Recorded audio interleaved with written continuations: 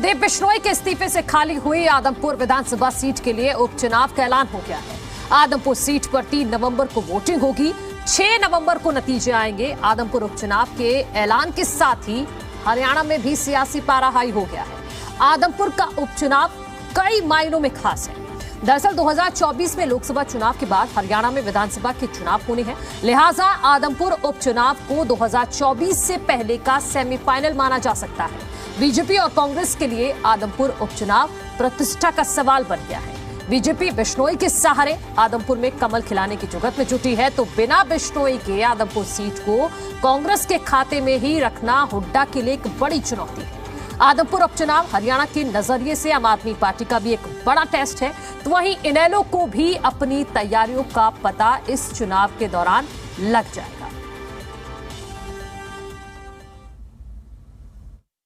Adampur by election का जो आज इलेक्शन कमीशन ने नोटिफिकेशन किया है, जारी किया है, 7 से शुरू हो जाएगा। 14 तारीख को नामांकन पत्र भरना आखिरी डेट है।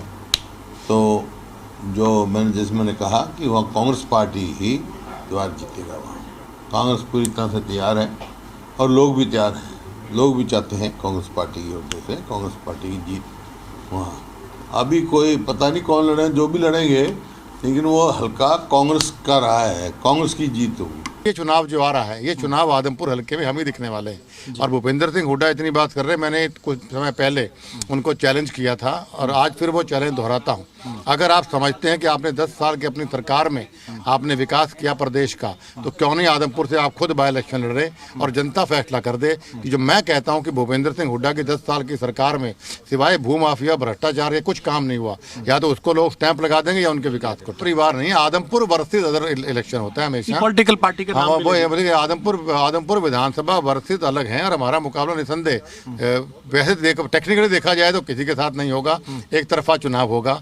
हमने विपक्ष में रह के भी 20-20, 25-25 हजार, 30-30 हजार। दूसरे नंबर पे कौन सी पॉलिटिकल पार्टी रहेगी? बड़ा कांग्रेस पार्टी से मुकाबला रहेगा। बीजेपी ने, कुलदीप बिश्नोई ने जो इस्तीफा दिया, मुझे लगता है कि लोग इस बार विधानसभा के इस चुनाव में जब वो वोट मांगने जाएंगे तो उनसे पूछेंगे कि आपने इस्तीफा क्यों दिया, इस्तीफा देने की क्या मजबूरी हुई आपकी। कुलदीप बिश्नोई ने जो इस्तीफा दिया वो तो केवल अपने बच्चे को राजनीति के अंदर नहीं स्थापित करने की एक योजना के तहत दिया है। वो तो अपने बेटे को जहाँ स्थापित करना चाहते हैं, वहीं कुलदीप बिश्नोई ने इस डर से भी इस्तीफा दिया कि उनके खिलाफ ईडी और इनकम टैक्स दोनों जो है कार्रवाई में लगी हुई थी।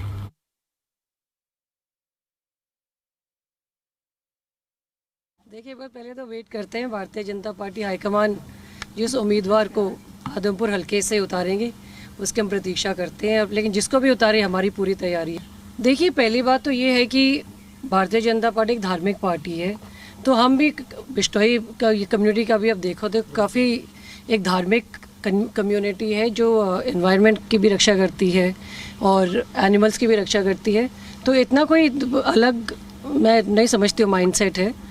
बार ये है कि अब आदमपुर का जो चुनाव होता है वो हमेशा किसी पार्टी के ऊपर निर्धारित चुनाव नहीं होता, कि वो एक हमेशा एक पारिवारिक चुनाव होता है। वो चौधरी भजन लाल जी का परिवार वर्सेस अदर्स हमेशा वो चुनाव रहे और इस बार भी वही रहेगा।